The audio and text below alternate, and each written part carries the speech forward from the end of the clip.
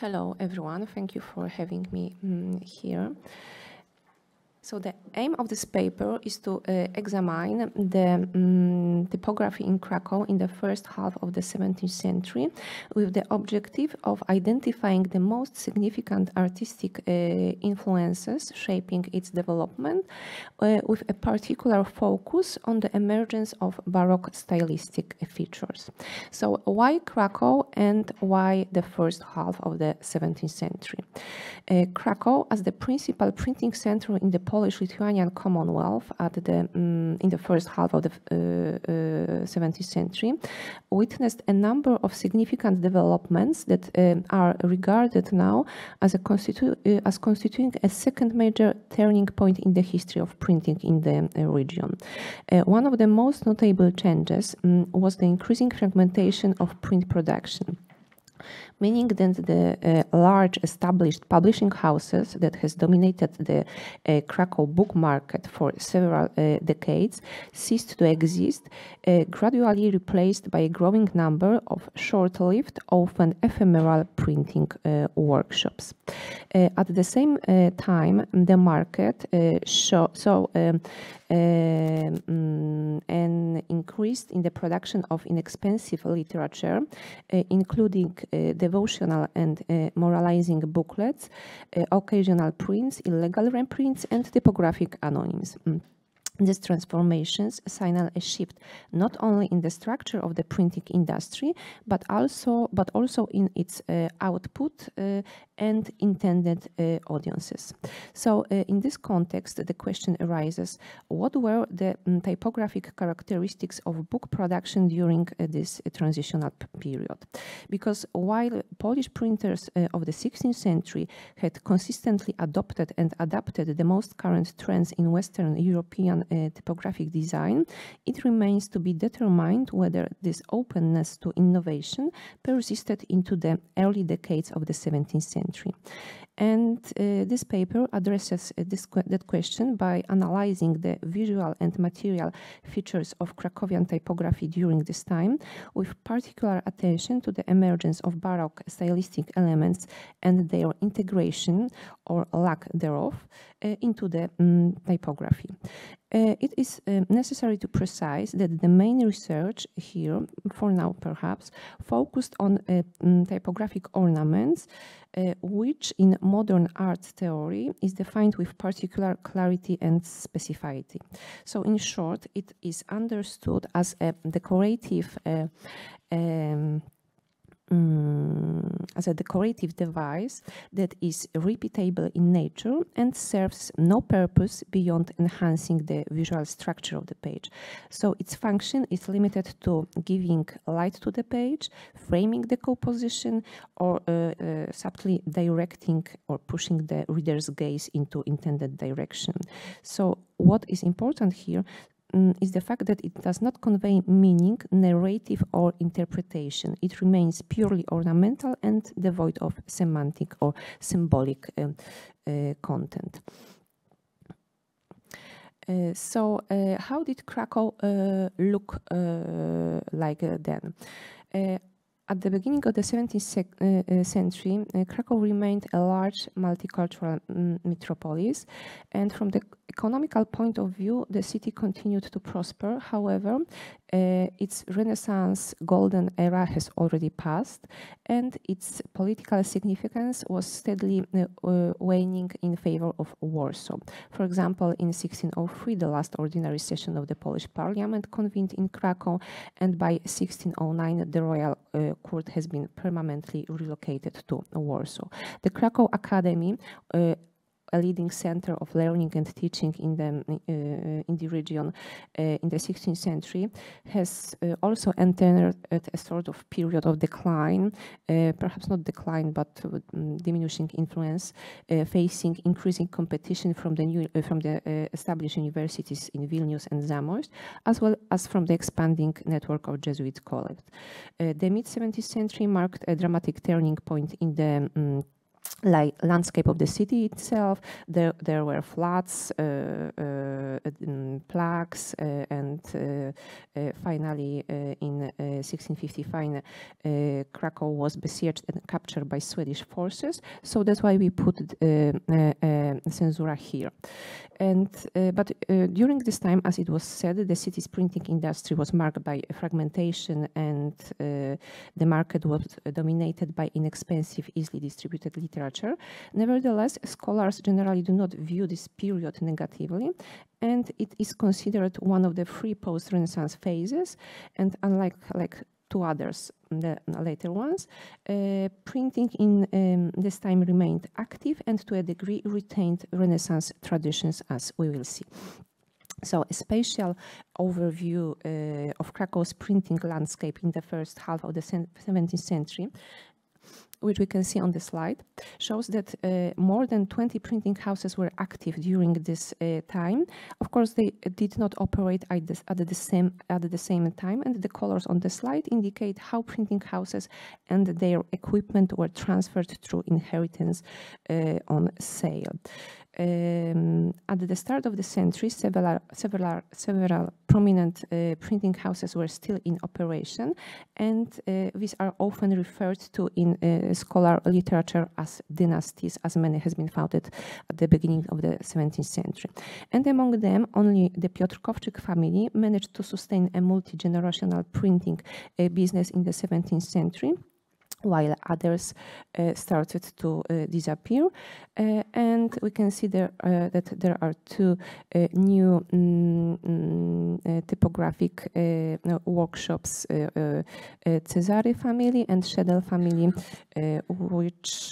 who founded what would become the largest printing houses in Krakow in the 17th century.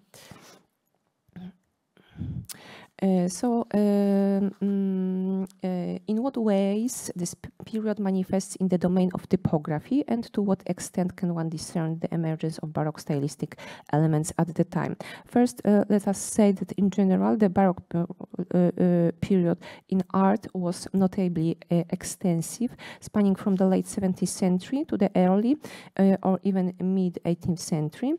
So in general, the emergence of Baroque architecture is marked by, and the Baroque itself is marked by the constructions of the church in Italy, a church of the Gesù, which was completed in 1584. And what is interesting, that the Polish-Lithuanian Commonwealth adopted the new stylistic current relatively fast, because the first Baroque structure within its territory was the Corpus Christi Church in Nieśwież, erected a couple of years later.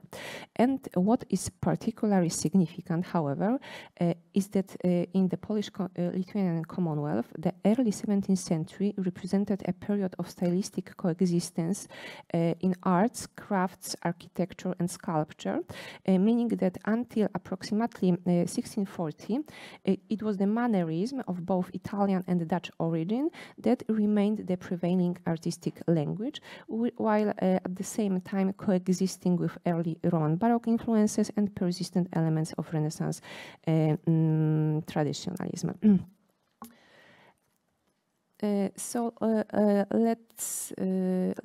Let's see some Baroque characteristics of book ornamental style. In short, or in general, it was characterized by a departure from the regularity and symmetry of earlier periods, meaning that as such, Baroque design embraces a dynamic and expansive visual language, and forms become more fluid with a deliberate avoidance of sharp angles and a rigid geometric structures. Just to remind, we can see, for example, the end pieces with tendril decorations on the slides. Among the most prominent ornamental motifs introduced during this period are the shell and the putto, both of which became emblematic of Baroque decorations. Equally significant are the auricular and volute forms, which the derives from scrollwork and strapwork traditions, and it can be as it can be seen here on the slide with Baroque row ornaments here. So, book ornaments in Krakow, the examination of typographic elements from the first half of the 17th century reveals that this time was not stylistically uniform in terms of decorative ornamentation. So, very broadly speaking, it can be divided into two distinct phases. First, lasting up to the 20s of the 17th century, let's say, and afterwards. The first phase represents a continuation of stylistic tendencies that began to emerge in the late 16th century. Key characteristics include vignettes with grotesque motifs and arabesque ornamentation, and notably, Krakow printers often reused and replicated these designs, leading to the widespread presence of certain motifs across various workshops. As we can see, for example, on the slide, one of the most frequently reproduced vignettes of this period features a human head encircled by palmettes and adorned with ribbons. If it comes to the form of the typographic ornamentations, the primary ornamental types in use at the time included figural vignettes employed both on title pages and at the end of chapters or books, and arabesque ornaments, typically usually standalone elements arranged in diverse configurations.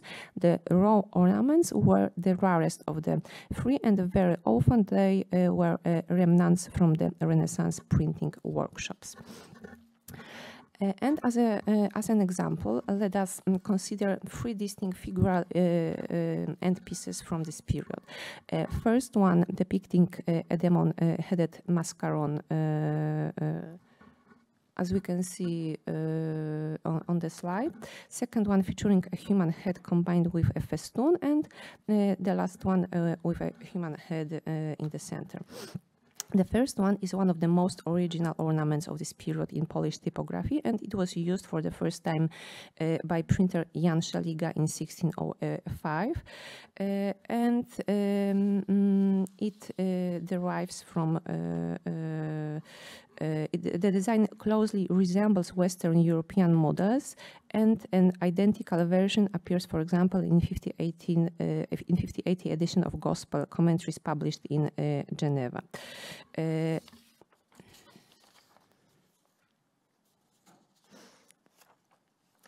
This design, or one nearly identical, gained widespread popularity in the first.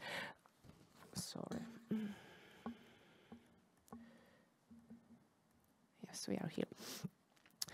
In the first half of the 17th century, and was reproduced in French, Italian, and Swiss publication. The second end piece, featuring a human face with an open mouth topped with two horns and surrounded by a curved horn-like forms, also has a long tradition. In Polish print culture, this motif appears to have first been used by the Łazarzowa printing house in 1594, and by the early decades of the 17th century, it had become widespread among Polish printers. It was employed by numerous figures, including Mikołaj Scharfenberger, Mikołaj Lob, Piotr Blask-Kmita, Bazyl Skalski, etc. The third vignette is the most recent of the three ornaments, and its earliest known instance of this specific pattern appears in the printing house of David Sartorius in Ingolstadt, who began using it in the 1590s, and also it quickly gained popularity in German printing houses in the early 17th century. But as we can see, all three vignettes are executed in the Mannerist grotesque style, which is not the Baroque style. We can see their fantastical mascaron heads and intricate ornamentation involving fitting and cartouche style frames. The central motif, the stylized human or demonic face, is a defining element of the grotesque idiom of Mannerism. And the style is also marked by an overall sense of symmetry, refinement, all of which are characteristic of Mannerism aesthetics.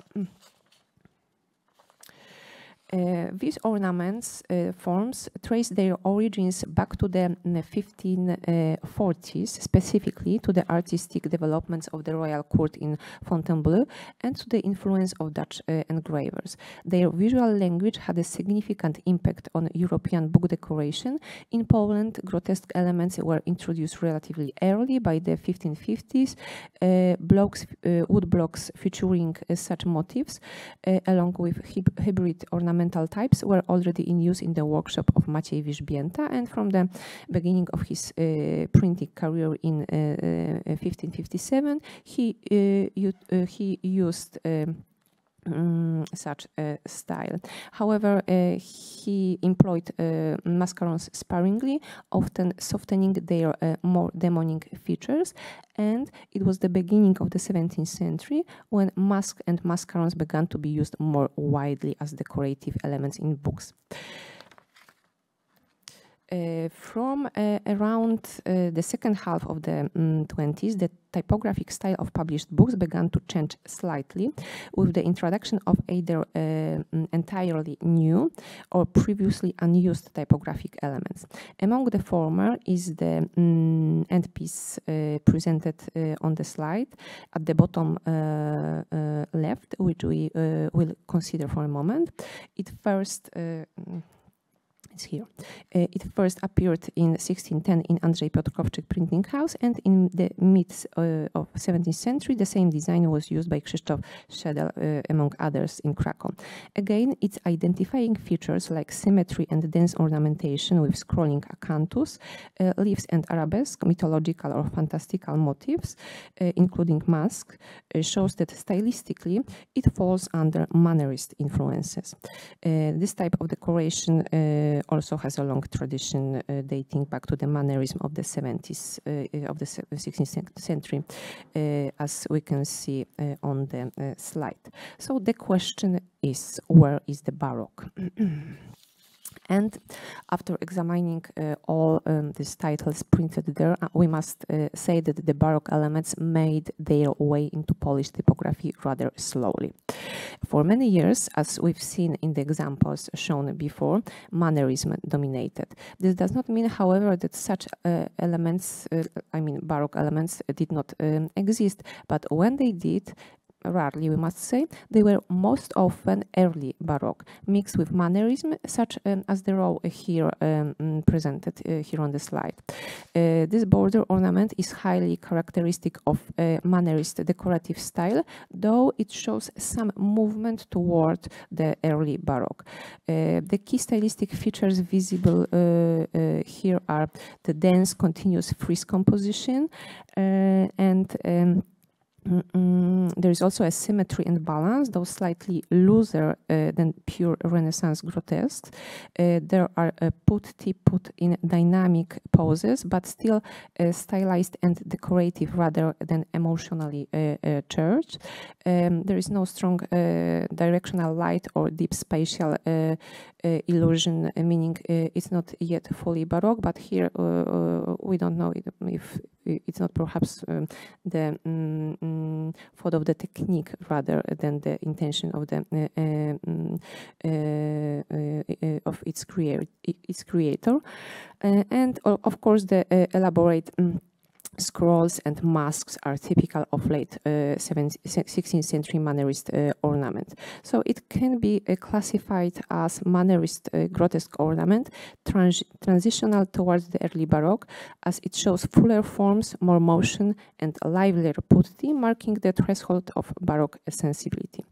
And such technique and style was not the idea of Polish printers. At the same time, the engravers and printers in France, Italy and Low Countries were elaborating the Renaissance grotesque into more animated, fuller forms, setting the stage for Baroque ideas. And on the other hand, there were also, rarely elements in the Polish typography, such as this cool presented here, which very clearly refers to the Baroque vanitas. So, to sum up, the dominant artistic style of the period was Mannerism, which emerged in the second half of the 16th century and was characterized by its distinctive features, particularly the use of grotesque and strapwork ornaments. Although Baroque elements began to appear during this time, they functioned primarily as a prelude to the mature Baroque style rather than its full realization. But, as we have seen on the examples taken from the Western typography, Polish typography was developing in line with European trends, its local printing houses mirroring the stylistic evolution of their counterparts across Europe. Thank you very much.